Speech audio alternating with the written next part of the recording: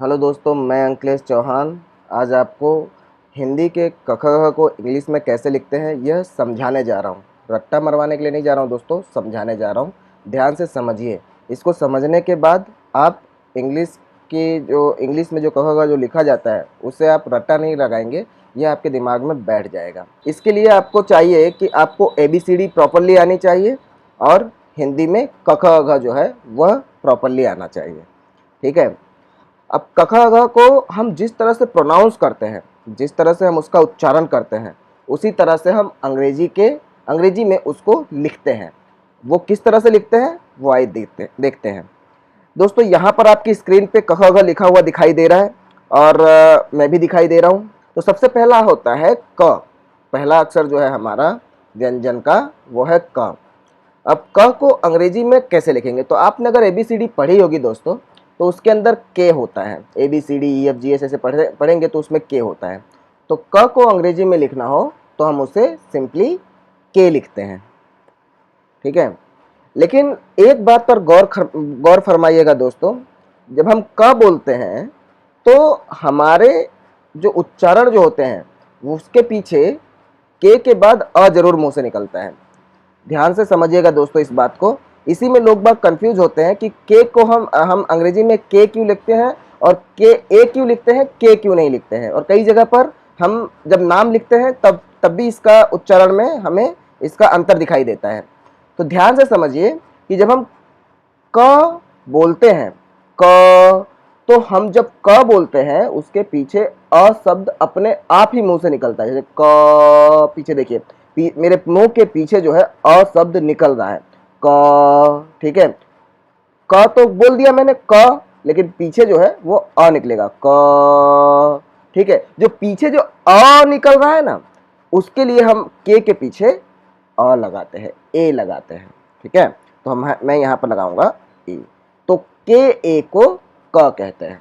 ठीक है दोस्तों, इस बात को बहुत ही गौर से समझिएगा, क्योंकि यही चीज जो होती है, यही छोटी छोटी चीजें जो होती हैं, यहीं पर लोग मिस्टेक करते हैं।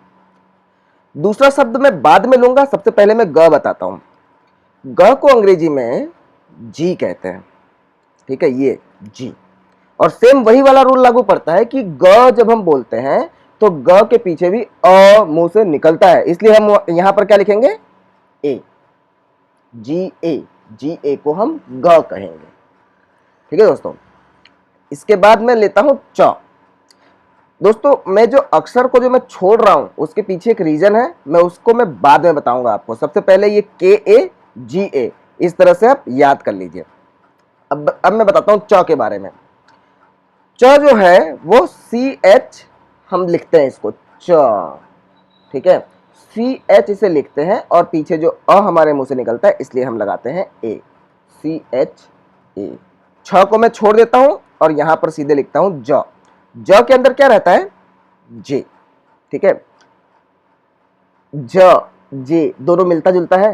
ठीक है। अब दोनों जब मिलता जुलता है इसलिए हम ज को हम जे लिखते हैं, क्योंकि हिंदी का जो प्रोनाउंसिएशन है वो भी ज है और जे इंग्लिश का जो प्रोनाउंसिएशन में जे आता है। ठीक है।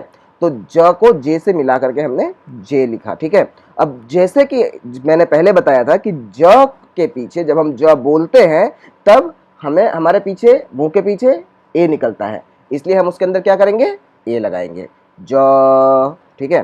तो ए लिखेंगे। अब झ को मैं छोड़ रहा हूं दोस्तों, रीजन है किस लिए छोड़ रहा हूं बाद में बताता हूं। ट, सिंपल है। ट को अगर हम इंग्लिश की ABCD पढ़े अगर हम, तो उसके अंदर ट के लिए क्या आएगा, टी आएगा। ठीक है। टी आया, टी लिख दिया मैंने। अब ट के पीछे ए आता है इसलिए हम उसके पीछे ए लिखेंगे। ठीक है।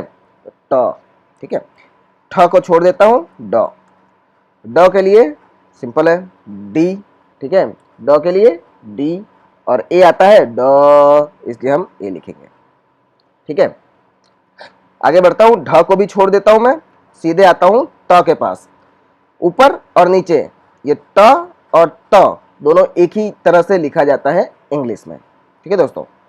ड ऊपर और नीचे दोनों एक ही तरह से लिखा जाता है इंग्लिश में। ड को और ड को दोनों का उच्चारण जो है वो एक जैसा होता है, इसकी वजह से हम ड को भी डी ए लिखते हैं और ड को भी डी ए लिखते हैं, क्योंकि इंग्लिश में ड के लिए कोई अलग अक्षर नहीं है और ड के लिए भी कोई अलग अक्षर नहीं है। उसी तरह से त के लिए भी इंग्लिश में कोई अलग अलग अक्षर नहीं है, उसके अंदर सिर्फ एक ही चीज है, त, टी। ठीक है, अब ढ को भी छोड़ देते हैं, न को करना पड़ेगा क्योंकि न जो है उसके लिए एक शब्द है इंग्लिश में एन। ठीक है, एक अक्षर है इंग्लिश में एन, तो उसको हम लिखेंगे एन, और इसके पीछे ए जरूर लगाएंगे क्योंकि न ए आता है पीछे। ठीक है, न लगा दिया। प, प के लिए इंग्लिश में जरा सोचिए, आपको खुद ही समझ में आ जाएगा। प के लिए पी आएगा। इंग्लिश के अगर ABCD अगर आप पढ़ेंगे तो प के लिए एक ही चीज बन सकती है, वो है प। ठीक है, पी, तो पी लिखेंगे और उसके बाद हाँ ए लगाएंगे। ठीक है, अब फ को मैं छोड़ दे रहा हूं, इसका रीजन मैं बाद में बताऊंगा। ब, ब के लिए क्या है, बी। ठीक है, बी लिखेंगे। अब बी के बाद हम लगाएंगे ए, क्यों, क्योंकि ब आता है पीछे, इसकी वजह से। भ को मैं छोड़ दूंगा, एम के लिए, म के लिए एम। ठीक है, एम लिखा और उसके आगे ए लगाऊंगा मैं।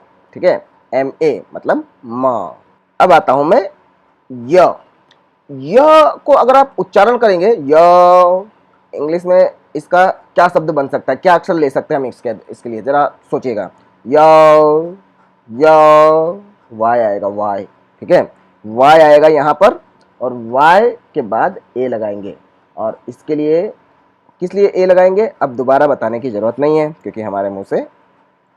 हाँ, अब आर, आर के लिए अब आप सोच रहे होंगे र को मैं आर क्यों पढ़ रहा हूँ। ठीक है, ये र जो है उसके लिए हम आर लगाएंगे। ठीक है, आर के पीछे ए। ल, समझ गए आप, ल के लिए एल, एल के पीछे ए, क्योंकि हम ल बोलते वक्त ए आता है पीछे। व के आएगा, व के लिए आएगा वी। ठीक है, वी के लिए, वी के बाद ए आएगा। ठीक है, अब आते हैं स के पास। स के लिए हमारे पास 3 अक्षर होते हैं, श, स और श। ठीक है, इसका हम उच्चारण अगर देख रहे हैं तो श होता है और एक स होता है। ठीक है, तो ये वाला जो है स के लिए हम सिंपली एस लिखेंगे और ए लिखेंगे। ठीक है, और इन दोनों के बाद मैं बाद में आता हूँ, श और श के पास बाद में आता हूँ दोस्तों। ये बाद में इसलिए बता रहा हूँ क्योंकि उसके पीछे एक रीजन है, बाद में बताता हूँ। अभी हाल थोड़ी देर में बताता हूँ मैं। ह के लिए जो है हम हमेशा एच लगाते हैं दोस्तों। ठीक है, ह से मिलता हुआ अगर हम देखे जाए तो एच आएगा। क्या आएगा, एच, और ए आएगा। ह, एच, एच बोलते हैं इसलिए एच। ओके, तो ये चीजें जो थी काफी सिंपल थी कि जो हम इंग्लिश में जो बोलते हैं वैसा ही हम लिख देते हैं। ठीक है, जैसे क तो के आया, ग तो जी आया, च तो सी एच आया और ज तो जे आया। अब दोस्तों इसके बाद जो ख है, घ है, छ है और ये झ है, उसके लिए हम क्या कहते हैं, जरा मेरे उच्चारण पे ध्यान दीजिएगा दोस्तों, जो मैं उच्चारण बोलता हूँ। क के बाद मैंने क्या कहा, ख। ठीक है, ख, ख का उच्चारण आप देखिए कि उसके अंदर कहीं ना कहीं पर तो क है। ख के अंदर अगर आप उच्चारण करेंगे तो उसमें कहीं ना कहीं पर ख जरूर रहेगा। जैसे कि ख के आगे थोड़ा हम क जैसा भी हमारे मुख से निकलता है, जैसे ख, क जैसा थोड़ा सा है ना, तो इसलिए हम उसके लिए क्या लिखते हैं, के, और एच लिखेंगे और के एच लिखेंगे। ठीक है, ए भी लगाएंगे लेकिन उसका रीजन ये है पुराना वाला कि हम ख आता है पीछे, इसके लिए मैं समझाना यह चाहता हूं दोस्तों कि क के बाद ख बोलते हैं, ख के अंदर भी कहीं ना कहीं पर हमारे मुंह से सबसे पहले ही क का उच्चारण जो है, क बोलते वक्त हमारे मुंह से क भी छोटा सा बोला जाता है। इसके लिए हम लगाते हैं के एच ए। ठीक है दोस्तों, के एच ए, और उसी तरह से हमारा जितना भी ये है, जो शब्द मैंने, जो अक्षर मैंने छोड़ दिए हैं उसके अंदर वही चीज है। ग तो घ के अंदर कहीं ना कहीं पर हमारा ग छुपा होता है। इसके लिए हम यहाँ पर क्या लिखेंगे, जी एच ए।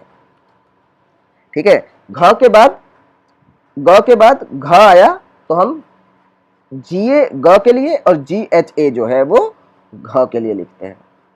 जो समझाना चाहता हूं दोस्तों वो ये है कि हम ग के अंदर ग जो रहता है उसके अंदर, उसके बाद जब हम घ बोलते हैं तो कहीं ना कहीं पर उसका भी ग का हम उच्चारण पहले करते हैं, इसकी वजह से हम घ के अंदर GHA लिखते हैं।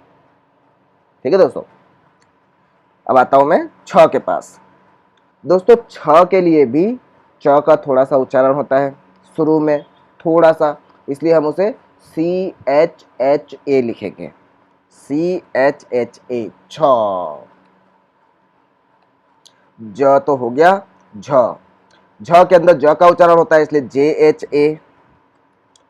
एक बात का ध्यान दिया दोस्तों, जैसे कि क ख इन दोनों को अगर मिलाया जाए तो क के KA, क के लिए KA और ख के लिए KHA, ग के लिए GA और घ के लिए GHA, इस तरह से।